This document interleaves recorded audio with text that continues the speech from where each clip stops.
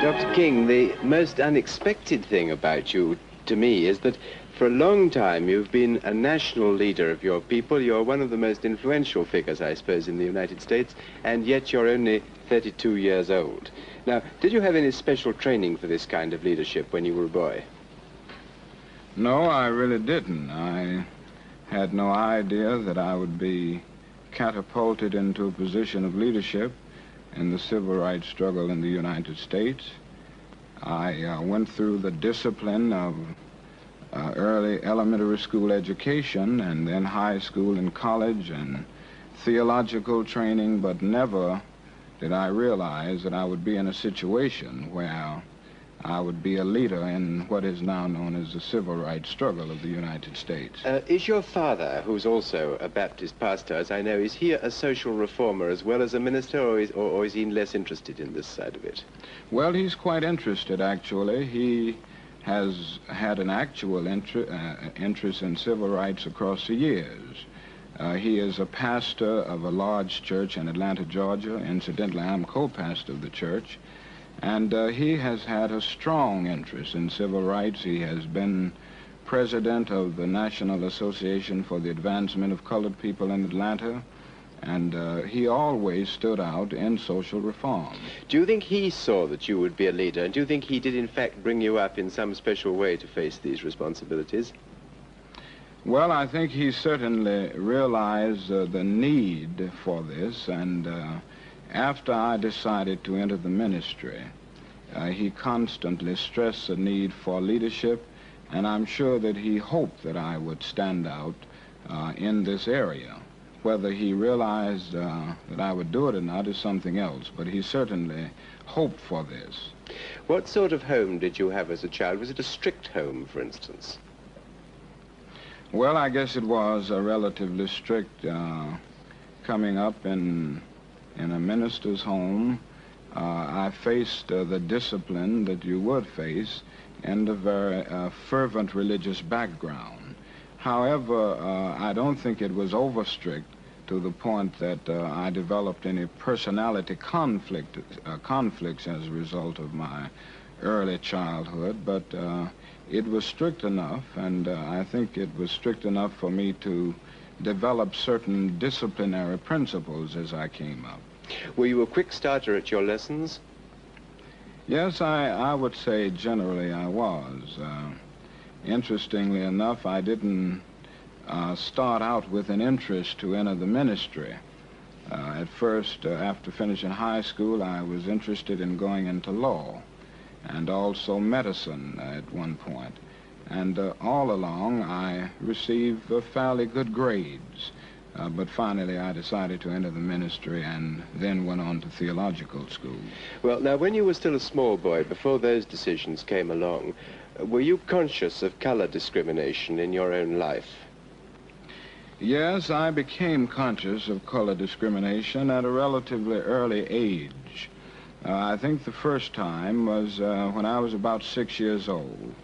I had some friends who lived, well, they didn't live in front of us, but their parents had a store, 2 white boys, and they were my inseparable playmates for the early years of my life. And I remember when I was about 6, something started happening. When I went over to play with them, they always made excuses. They could not play, they were busy. And finally, I went to my mother with this problem, and she tried to explain to me in the best way she could explain to a child 6 years old. And this was really the first time that I became aware of the racial differences, or really the racial problem. She made it clear to me that this system had a long history, dating back to the time of slavery. She tried to explain the meaning of the system of segregation. But the thing I will always remember is that in the midst of her explanation, she always said to me, you must never feel that you are less than anybody else. You must always feel that you are somebody and you must feel that you are as good as anybody else. And of course, this came up with me in spite of the fact that I still confronted the system of segregation every day. Was that a violent conflict in your life? If you really believed your mother, and yet the system around you suggested that this wasn't true, it must have set up some sort of strain. Yes, I think so. As I look back over those early days, I did have something of an inattention. On the one hand, my mother taught me that I should feel a sense of somebodyness. On the other hand, I had to go out and face a system which stared me in the face every day saying, you are less than, you are not equal to. So this was a real tension within. Now, out of your own personal experience, the only example you've given me so far is one family where the mother didn't too much care to have you play with her children. What were you really prevented from doing as a child that a white child might have done? Well, in my days in Atlanta as a child, there was a pretty strict system of segregation. For instance, I could not use the swimming pool, so that for a long, long time I could not go in swimming until the YMCA was built, a Negro YMCA, and they had a swimming pool there. But certainly a Negro child in Atlanta could not go to any public park. I could not go to the so-called white schools. There were separate schools. And I attended a high school in Atlanta, which was the only high school for Negroes in the city. And this was a real problem because in Atlanta there are more than 200,000 Negroes. In many of the stores downtown, to take another example, I could not go to a lunch counter to buy a hamburger, a cup of coffee, or something like that. I could not attend any of the theaters. Only there were one or two Negro theaters. They were very small, but they did not get the main pictures. If they got them, they were 2 years late or 3 years late. So that by and large, there was a very strict system of segregation, and there was nothing called racial integration at that time in Atlanta. Now, that's a description of the system. Was anybody actually cruel to you or violent to you because you were colored? Yes, we did confront some of those problems. I remember as a child seeing problems of police brutality, and this was mainly aimed at Negro children and Negro adults. I can remember also the organization that is known as the Ku Klux Klan. This is an organization that stands on white supremacy, and an organization that in those days even used violent methods to preserve segregation and to keep the Negro in his place, so to speak. Now, I can remember seeing the Klan actually beat Negroes on some of the streets in Atlanta. But nobody ever beat you personally? No, I did have one experience, which was a relatively minor experience, but it still lived with me a good deal. When I was about 8 years old, I was in one of the downtown stores of Atlanta, and all of a sudden someone slapped me, and the only thing I heard was somebody saying, "You are that nigger that stepped on my foot." And it turned out to be a white lady. And of course I didn't retaliate at any point. I finally went and told my mother what had happened, and she was very upset about it. But at that time, the lady who slapped me had gone, and my mother and I left the store almost immediately. Can you remember at this distance of time why you didn't respond in any violent way? Was it that you'd already thought of non-violence, or was it that you just didn't dare as a Negro to take any strong action against a white? Well, I think probably it was a combination of two things. I hadn't thought of non-violence at that early age as a system of thought, as a practical technique. I think a great part of it was that I just didn't think I wouldn't dare retaliate hit back when a white person was involved.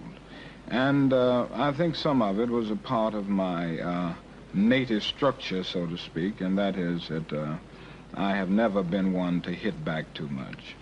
Well, now, that's all, what, 20 years or so ago, I suppose. Yeah. But how bad is the complaint today? After all, the United States has changed a lot. The Negro's rights are protected under the law. What exactly, how much has this system changed between then and now? Well, it has changed a good deal. It is far from what it ought to be, but I can see many, many changes that have taken place over the last few years. For instance, in the same Atlanta, Georgia, which is one of the largest cities in the South, there are some Negro students in formerly all-white schools. Some of the parks are integrated, some of the public parks. Just a few weeks ago, about 177 lunch counters were open to Negroes on a thoroughly integrated basis. I think I could say also that court injustice is not as glaring a reality today as it was 10 years ago. Police brutality has diminished a great deal. So that in Atlanta alone there are many changes, and when I look over the total situation, I can say the same thing.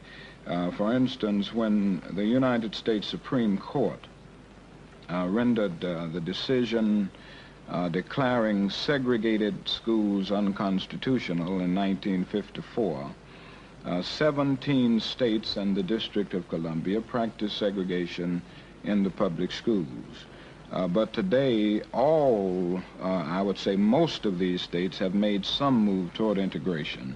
Only 3 states are holding out, namely the states of Mississippi, Alabama, and South Carolina. Yes. So that there has been a great change since, say, 1950 or 1945. Now, I can't help following you up at one point there. You said, I think I'm quoting you more or less verbally correctly, you said that denial of justice was less glaring than it used to be, and that police brutality had, I think your words were, somewhat diminished.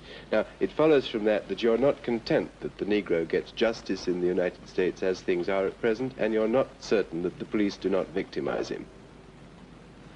Well, yes, I think we have moved on a great deal, but we still face token integration. By token integration, I mean a few Negroes getting justice in a particular situation, but the vast majority still confronting problems of economic insecurity and social isolation. So that while we have moved on, we only have token integration, and the problem now is to move from token integration to overall integration, where it involves more than just a few students in a school, more than just a few lunch counters open, more than gaining justice in the courts in a few situations, but in every situation. You spoke a moment ago about having been thrust forward into this position of leadership. How exactly did it happen? Why are you at 32 virtually the leader of the Negroes in the United States? Well, I started out as a pastor in Montgomery, Alabama, which is a state that adjoins the state of Georgia. After I finished my graduate work in Boston, I returned to Montgomery to pastor a church. After I had been in Montgomery about a year, we had the problem there of facing many indignities and injustices on the city buses. Negroes were treated in a very discourteous manner. The bus drivers usually talked to Negro passengers in a very inhuman way. Not only that, if one had visited Montgomery, Alabama prior to 1955, December of 1955, he would have seen Negro passengers actually standing over empty seats. This was because the first 10 seats were reserved for whites only. And even if Negro passengers packed the buses and the other seats, and there were no more seats left other than these seats reserved for whites only, Negro passengers could not sit there. So they had to stand over these seats even if a white passenger was not on the bus. Not only that, there were times when Negro passengers got on the buses at the front and put the fare in the box, and then they had to get off the bus and board by the rear entrance. These were some of the conditions that existed, and on the 5th of December in 1955, a Negro woman was arrested, Mrs. Rosa Parks, for refusing to give up her seat for a boarding white male passenger. Pretty soon after she was arrested, the word got around the Montgomery community, and there was a spontaneous reaction. I think I could say safely that more than 99% of the Negro people of Montgomery rose up with a bit of indignation, a righteous indignation, I would say. And this led to the bus boycott. The Negro citizens decided not to ride the buses until these conditions were changed. They asked me to serve as a spokesman and the president of the Montgomery Improvement Association, and from this time, I found myself in a leadership position in the civil rights struggle. And the bus boycott was, of course, a startling success under your leadership. Yes, we struggled for 381 days, but at the end of that, we returned to thoroughly integrated buses, and they are integrated today in Montgomery. Now, what does this position of leadership cost you in personal terms? I mean, are you threatened? Do you get anonymous letters? You have had violence, I think, shown to you more than once. Tell us a little what is involved in all that. Yes, I have been threatened many, many times. There was a time that we received as many as 30 and 40 threatening calls a day. And of course, I received numerous threatening letters. My secretary has come to the point now that she doesn't show me most of these letters, but occasionally I come across them. Within the last few days, I remember receiving a threatening letter, and they say such things as this: you are causing too much trouble in this town, and if you aren't out within 10 days, you and your family will be killed. Now, in Montgomery, our home was bombed twice, and I guess these were the most severe instances of violence that we confronted. But even today, we still confront threats through telephone calls and through the mail. Have you found that the police have been diligent in protecting you, as diligent as they would be with a white leader? Well, in Montgomery, Alabama, they were not. Certainly, we got no protection from the law enforcement agencies. In fact, one of the big problems that we confront in some situations in the South is that many of the mobs and the hoodlums are aided and abetted by some of the policemen. But I must say that this is a little different in Atlanta, Georgia. When we have received threats, when we have had crosses burned on our lawn by the Ku Klux Klan, the policemen have been very diligent in attempting to protect us, so that situations do vary even in the Deep South. You were once the victim of an actual assassination attempt, were you not? Yes. What happened? Well, this was in Harlem. It turned out to be a demented Negro woman, and she happens to be in an institution even at this hour for the criminally insane. I was autographing books in a bookstore in Harlem in New York City, and this was a book, Stride Toward Freedom, that I wrote a few years ago. And she came in, I was writing, and I heard someone say, "You Reverend King?" And I didn't hardly look up, I just said yes. And by that time, she leaned over and stabbed me. And of course, it was a near fatal stabbing. I was in the hospital for several weeks as a result of this. But this was not actually, I mean, since the woman was demented, this was not strictly relevant to your campaign.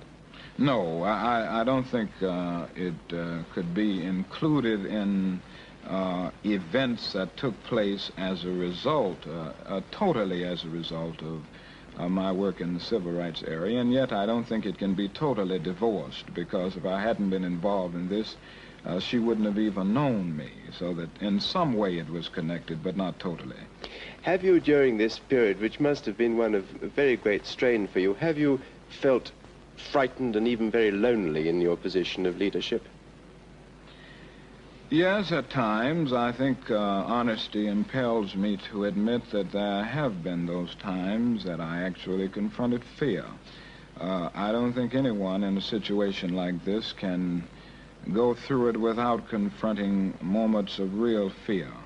But I have always had something that gave me an inner sense of assurance and an inner sense of security in the final analysis. Even in the moments of loneliness, something ultimately came to remind me that in this struggle, because it is basically right, because it is a thrust forward to achieve something not just for Negro people, but something that will save the whole of mankind. And when I have come to see these things, I always felt a sense of cosmic companionship, so that the loneliness and the fear have faded away because of a greater feeling of security, because of commitment to a moral ideal. Does that carry you as far as feeling total confidence in yourself? For instance, for better or worse, you've become the symbol now of Negro emancipation in the southern states. Now, are you an adequate symbol? Do you feel that you're adequate? Well, again, I must confess that there are those moments when I feel a sense of inadequacy as a symbol. It is never easy for one to accept the role of symbolism without going through constant moments of self-examination. And I must confess that there are moments when I begin to wonder whether I am adequate, or whether I'm able to face all of the challenges and even the responsibilities of this particular position. Have you always found that you've been able to keep your wife and children with you, or have you ever felt it necessary to send them away for safety? There have been times that I have had to send them away for safety, particularly when we were in the state of Alabama. But my wife happens to be one of those very strong persons, and one who is very concerned about this whole matter and very dedicated. And I can remember moments when I sent her away for safety. I would look up a few days later and she was back home because she wanted to be there. Dr. King, clearly you're making progress in this. Now, could you make more progress if your demonstrations were based on more direct action, on strikes, for instance, on a more direct economic threat, in the way that some of the African people struggling for independence have tried to shape their destinies? Well, I do feel that nonviolent direct action is a most powerful approach in seeking to bring about racial justice. Now, to a degree, we have moved in this area. The Montgomery bus boycott was a limited move in this area. The sit-ins that have engulfed the whole South over the last few months would be another move in this direction. This is nonviolent direct action. Also, the freedom rides. I think all of these things are certainly serving to speed up the process. And I think the more we delve deeper into these particular areas, the more we will be able to bring about at least a speedier solution to the problem. Some of your critics do say that you lack fire. I've heard that said about you, that you're not really keen on challenging except on the margins of this problem. Now, I expect that's unfair, but I'd like to hear your answer to it. Well, I don't know if I lack fire. I do feel that at times I I am rather soft and maybe a little gentle, but on the other hand, I have strongly advocated direct action. I have made it clear that I believe this is one of the most potent weapons available to oppressed people in their struggle for freedom and human dignity. So that I don't consider this a marginal approach. I consider this as an approach going to the very depths. I have participated in sit-ins myself. I have been arrested as a result of my participating in sit-ins with the students at lunch counters. I served as one of the coordinators of the Freedom Rides, so that I don't think it is true to say that I am not in accord with these particular methods. I believe in them, and I have advocated them and participated in them.